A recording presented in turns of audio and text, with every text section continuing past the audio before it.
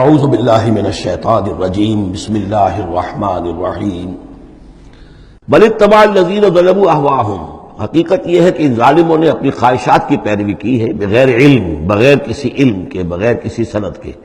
فمن یہدی من اضل اللہ، تو کون ہے جو ہدایت دے گا اس کو کہ جس کو اللہ نے بھٹکا دیا؟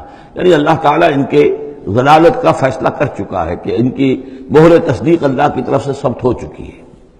وما لهم من ناصرین، اور اب ان کے لیے کوئی مددگار نہیں ہے۔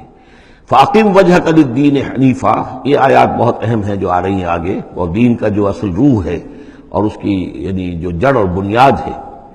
فاقم وجہک للدین حنیفا، تو قائم رکھو، سیدھا رکھو اپنے چہرے کو اللہ کے دین کی طرف، حنیفا، یکسو ہو کر۔